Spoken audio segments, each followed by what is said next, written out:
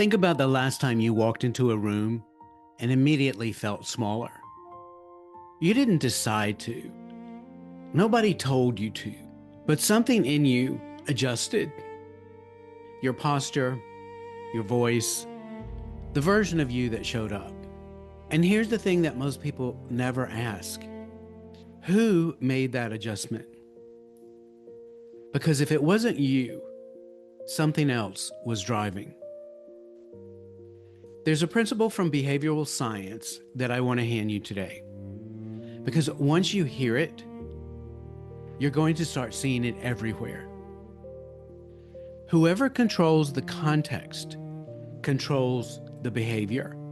Not the loudest person, not the one with the biggest title. The person who controls the context, the frame, the emotional temperature of that space. Most of us walk into rooms as passengers. We read the existing context and adjust ourselves to it. We get quiet when we walk into a doctor's office. We straighten up when we walk into a conference room. We shrink a little when we're around someone we've decided is more important than us. But the context isn't fixed. It's been written in real time, and anyone in the room can write it. Not by being louder and more dominant, but by shifting the context. A few years ago, I went to an event knowing that someone I'd known in high school was going to be there. Someone that I'd always looked up to, and I hadn't seen him in about 35 years. I felt it before I even walked through the door, right here, a shrinking feeling in my chest. And I knew exactly what that feeling wanted me to do. To wait, to hang back, to let him come to me.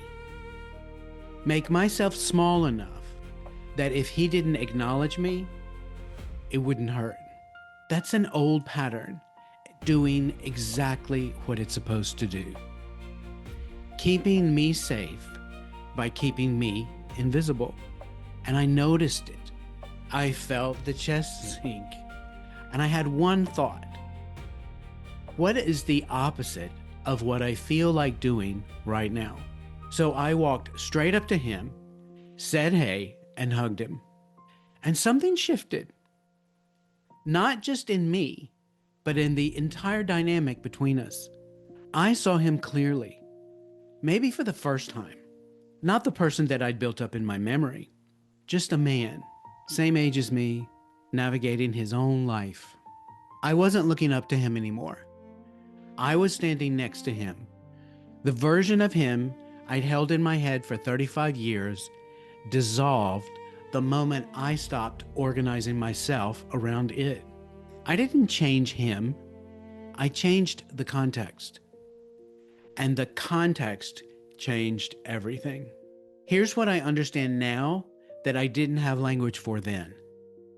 When my chest sank in that doorway, that was an invisible identity pattern firing. The pattern that formed long before that event, doing its job. Reading the room for threat, adjusting my behavior to protect me. It wanted me to wait, to hang back, to let him define the dynamic.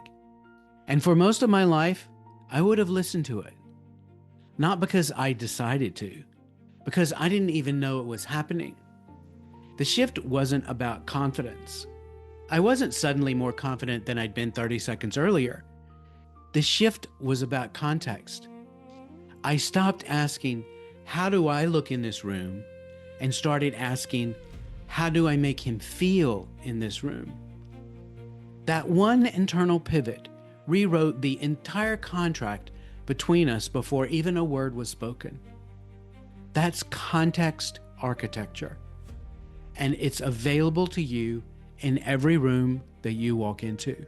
Most people think influence is about what you say. It isn't. It's about what you make the room feel before you even say anything.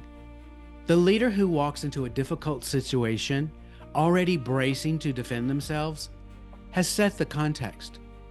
The room is going to feel like a courtroom before anyone speaks. The leader who walks in genuinely curious about what the other person needs has set a completely different context. Same conversation, same people, different room. The person who walks into a networking event asking, "Will they like me?" has handed the context to everyone else in the space. But the person who walks in asking, "Who here needs to feel seen today?" has just become the most magnetic person in the room without saying a word. This is what separates people who move through life as passengers from people who shape the rooms that they walk into. And here's the part that matters most. You cannot consciously architect context from inside an old identity pattern.